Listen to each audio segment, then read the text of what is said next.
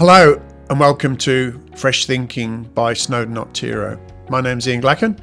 I'm an executive consultant at Snowden Optiro here in Perth.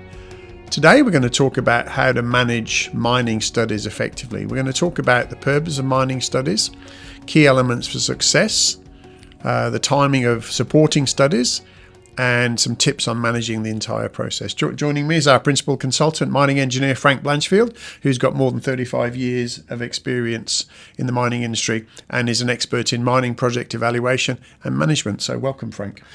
Yeah, thank you very much, Ian. It's a pleasure to be here to discuss mining studies. I'm looking forward to discussing an important topic with you today. So let's start from the beginning, Frank, with a question. What's the purpose of doing mining studies? Why should we be doing them? Why are we carrying out mining studies? That's a good question, Ian, and it's a perfect place to start. Mining studies are absolutely essential because they evaluate the technical, economic and operational viability of a mining project. Essentially, they help stakeholders, investors, project managers, engineers and operators understand whether a project's worth pursuing or whether there are risks or whether it's indeed not worth pursuing. So mining studies serve as the backbone for strategic decision making, ensuring that the project not only meets the technical requirements but also aligns with financial and operational goals. Without them, there's too much uncertainty, which can lead to costly mistakes and even project failures down the line. Right. So it sounds like these studies are what we need as the groundwork for informed decision making. And as we're talking about successful mining studies, what are the key parts, the key aspects that make a mining study important? What's important for a successful mining study, Ian? A successful mining study hinges on a few critical factors. Firstly, there are clear objectives and they must be met. All stakeholders need to be on the same page regarding the study's goals and scope, whether it's a scoping study or a pre-feasibility study or a feasibility study. Also, lessons from other mines and production sites should be researched so as not to explore unproductive or non-viable production paths. Secondly, for the importance of a successful mining study is the use of data and ensuring that the data is of high quality. There needs to be reliable geological, metallurgical and environmental data that provide the foundation and for accurate and realistic project projections. So if the data is flawed, the results won't be reliable, leading to flawed assumptions and potentially flawed decisions. So for a pre-feasibility study, the results evaluated will need to be compared to identify a preferred production option. And the data quality needs to be high so those evaluations are unbiased. So the third point about a successful mining study that I've got for you today, Ian, is having a multidisciplinary team. So mining studies rely on the geology, the engineering, environmental science, finance, marketing, social license and more. So bringing together technical and non-technical experts from these areas ensures that all angles are considered and increases the chance of a well-rounded study. Normally, the pre-feasibility study or a higher study will need a requirement for the estimation of ore reserves using a recognised code that verifies materiality of the ore deposit and the project for extraction to the market. Yeah, as a resource geologist, which is my first job, I'm well aware of the fact that the reason we're doing resources is for you guys, the mining engineers, and the need to present you with something that you can use as your mining study. So we've got clear goals. Obviously, quality data from the foundations of the resource right through to the resource and the environmental and the metallurgical stuff, and we have a cross-functional team. So let's now talk about the logistics, and let's particularly talk about supporting studies and how their timing affects the process. Yes, sure, Ian. I suppose when we look at the geological basis for the ore reserve, something that we just discussed, perhaps it's important also to say that it's very important to get the density of the waste rock and also variability of density in waste rock.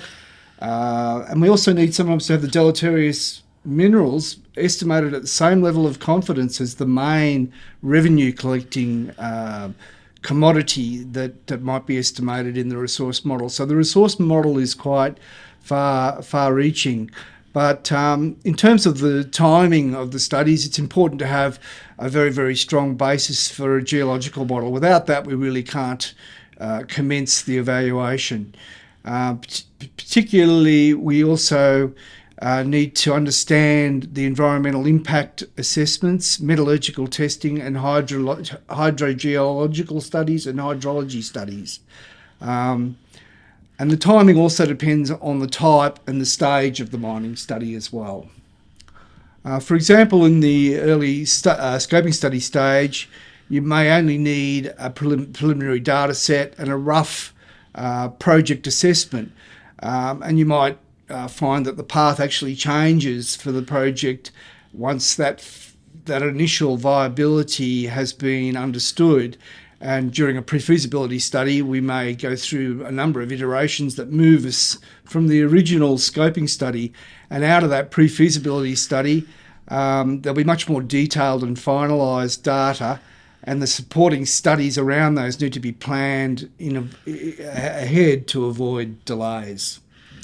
Examples of supporting studies are, say, the environmental and social impact assessment. It could be the characterisation of the rock mass, identification of polluting effects from acid mine drainage or asbestos or silica dust, respirable dust, that may have to be eventually placed on a waste dump and then managed. So with other studies that are critical to the pre-feasibility and feasibility study in particular, marketing studies and closure studies. If these studies aren't comprehensive and costed correctly, they can be a surprise and detract from the bottom line for a financial investment. So very important to do those as well. So misaligned timing can lead to setbacks in a study.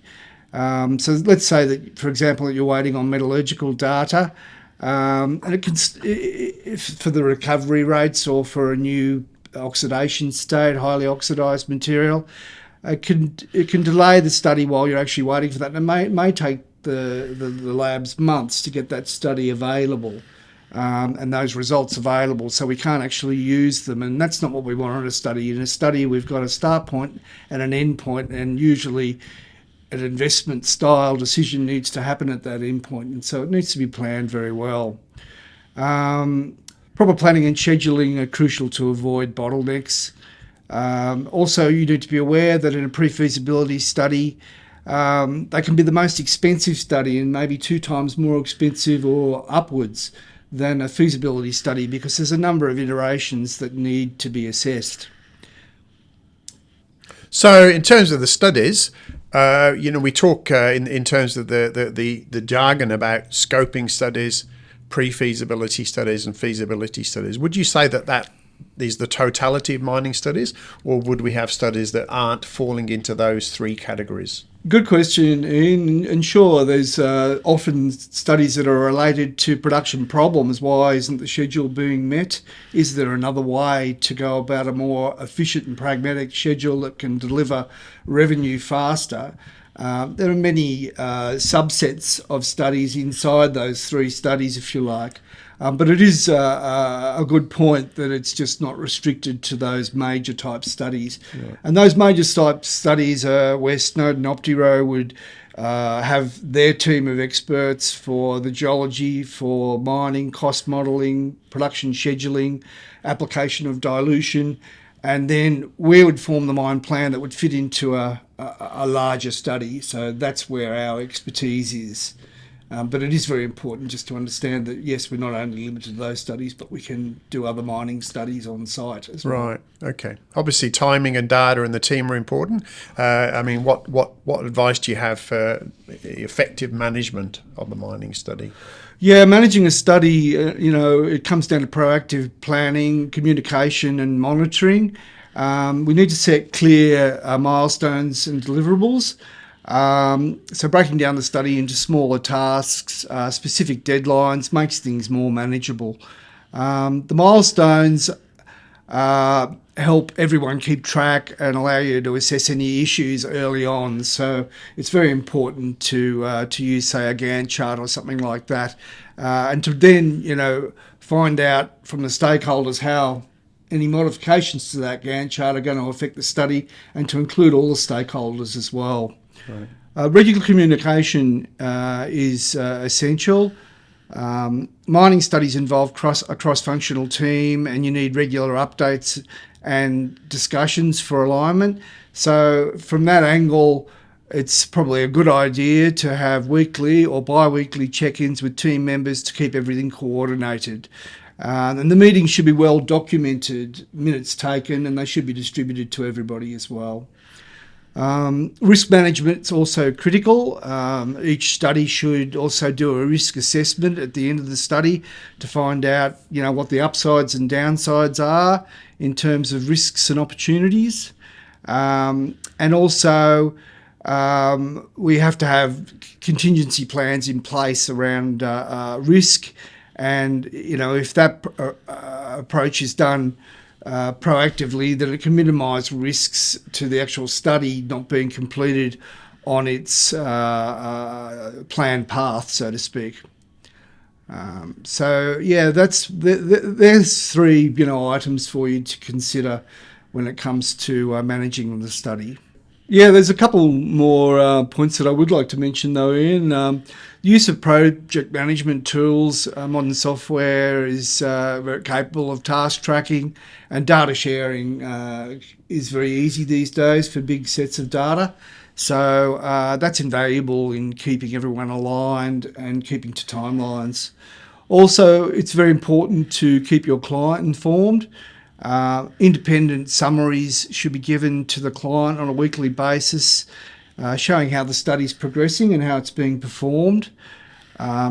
Issues that are discovered in a study, issues that are resolved in the study. Also, weekly expenses and the study spend and budget, as well as projections for completion. All of these items are necessary for effective client feedback and keeping the client informed.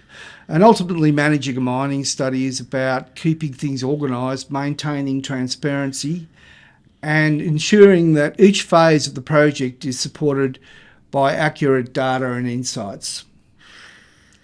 Yeah, that's a good summary, Frank. So it sounds like it's not simply just about the technical side of things, but and from my personal experience of working on many of these projects, it's all about, as you've been saying, about the management, the communication and issues to do with that. It's a comprehensive process, I suppose, Ian. It requires careful coordination and expertise across many expert disciplines. And when it's done right, it can lead to a project success or greater confidence amongst all shareholders. So, yes, there's certainly a style that we need to have when we're engaging on these studies. Okay, thank you very much, Frank. That's very interesting and a lot of practical insight. I hope this conversation was useful for you. And if you enjoyed this podcast, please subscribe to podcasts on Apple Podcasts, Libsyn, YouTube, or wherever all good podcasts are found. Thank you.